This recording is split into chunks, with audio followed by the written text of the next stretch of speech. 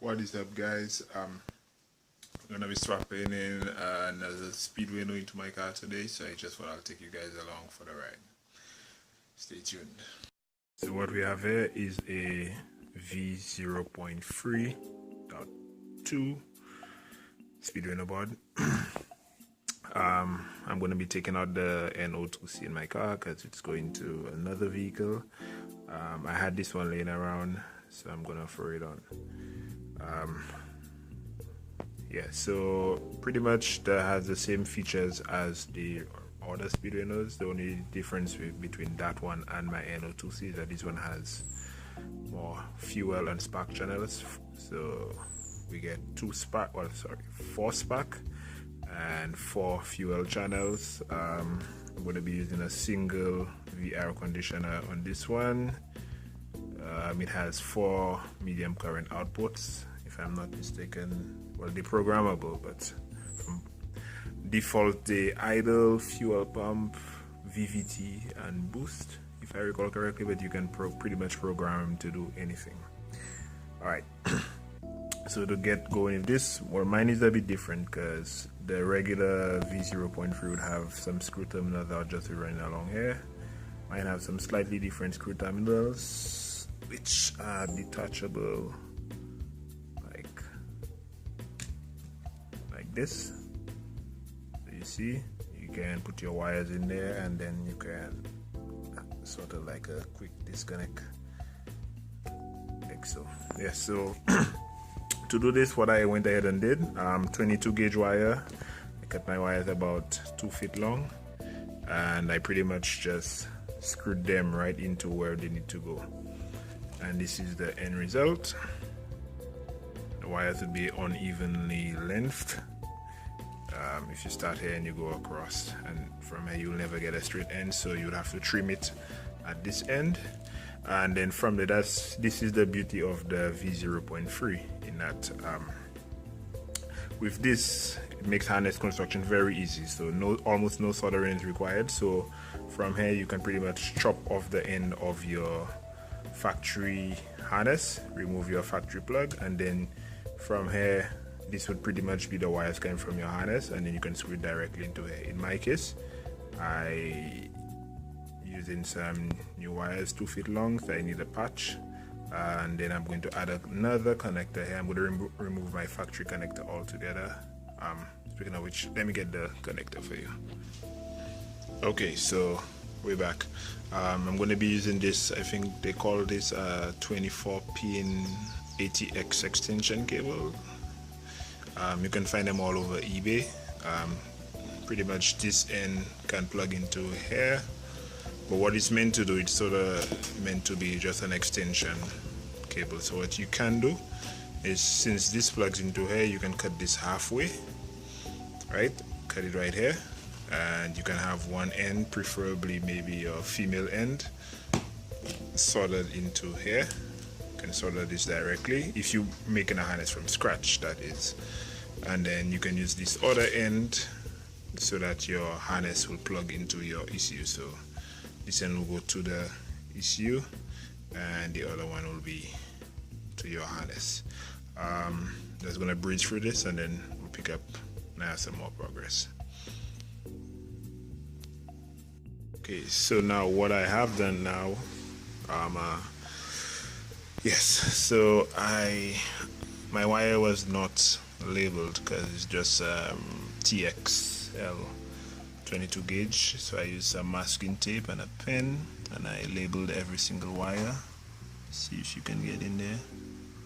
TPS, O2, injectors, whatnot. And yes, so from here I began twisting the wire. You can twist clockwise, counterclockwise, doesn't matter. Then I joined it here. I began twisting again. Place a little masking tape. You can use that tie strap. I just couldn't find my tie straps for the life of me today. And I continued twisting, sorry. And when I got here, I cut everything to length. And at this point, if you don't add a connector, you can solder this to your existing harness. You can just cut your connector from your harness off and basically join it to here. You can skin this cut a gazillion ways. In my case, I'm going to be adding another connector here, and then I'm going to add that other connector to my existing harness as if it were a fresh harness. I do plan on making a harness from scratch, hopefully in the next month or two. So this will somewhat be temporary. I may keep it depending on how well it works, but it will work well, but I'm just saying. Yes, so we'll pick up with some more progress. Okay, some more progress here. The connector I showed you earlier, I basically joined the two ends and I cut it in two. So what I'll be doing is this will be soldered into here, and this will go, I'll be cutting off the stock connector from my harness like I said earlier, and this will just be spliced into the harness. You can solder it, you can twist it together, you can use some butt terminals, butt connectors, sorry, or whatever route you choose. Okay, it also helps to have a plan as to how you're going to use your connector. So this end will be what the end I will be coming out from my harness. This other end, the female end, will be going to my ECU. So from my harness end, 24, 12 at the top, 12 at the bottom. This is my plan. So what I'm going to do is I'm going to have 12 volts here from my harness.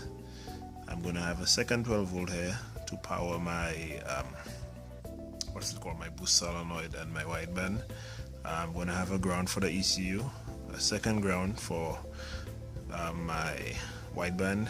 Coolant temperature sensor will be going at the top, air intake, TPS, my O2 signal from the wideband sensor, launch from my clutch switch, and then my signal from my distributor VR1 and VR2. So basically the entire top row will be inputs to the ECU. The bottom row will be injector 1 out, injector 2 I'm going to be using batch fire, so cylinder 1 and 4 will be tied together to injector 1, cylinder 2 and 3 will be here, ignition 1 I'm only going to be using one of my ignition outputs since I'm using a stock distributor, but if I intend to go wasted spark I can use a second. If I intend to go cordon plug or full sequential, I can add the 2, which I highly doubt I will do. 5 volt to the sensors. Sensor ground will be going here. Fuel pump output, boost solenoid output, tack output so that the stock tack can work, and my fan control output. And I will still have about 3 spare lost my train of thought. 3 spare terminals in case I decide to put something in there, so I can put the 2 other the 2 other ignition or fuel outputs, whichever I decide to do later on. Yep, so it helps to have a plan. So then, like I said, top will be inputs to the ECU, the bottom will be outputs to the ECU. It just makes life a bit easier for me down the road. Like I was saying earlier, you can do this many ways. Just for the sake of showing you guys, this is a connector I had from my stock ECU that I plugged into my stock harness.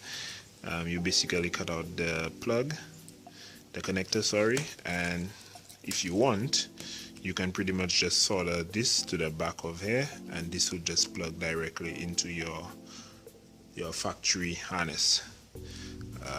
I'm not going that route. I usually just keep these just in case I decide to make a patch harness to go to and from, but in my case I'm never going back to a stock ECU, so this is junk to me. Okay, a little more progress. Stripped the ends of both pieces, connector end wire. At this point you can use whatever you use to join it. Like I keep saying, you can solder butt connectors or whatever. In my case I'm going to be soldering and then throw some heat shrink on it just because I think it looks better and should be a bit more durable. There we go, finished product. Came out pretty well. As you can see here, we have our solder joints, makes everything look pretty neat. Here we have our extra pins on the harness, which I spoke about. It can be used for almost anything you want in your harness. I'm gonna be throwing on some loom on here, make this look a lot neater. And the 3D printed enclosure for the ECU itself is on its way, so you can have some protection from the elements, from dust, water, and whatnot. Connector for hair. When I do patch this into my harness, I'll make a video for you guys so you can see how easy it is, and that's about it. Nothing difficult about it. Like anything else, if you have any comments or any questions, leave it down below or shoot me an email. I'll try my best to help you guys. Till then, stay safe, guys.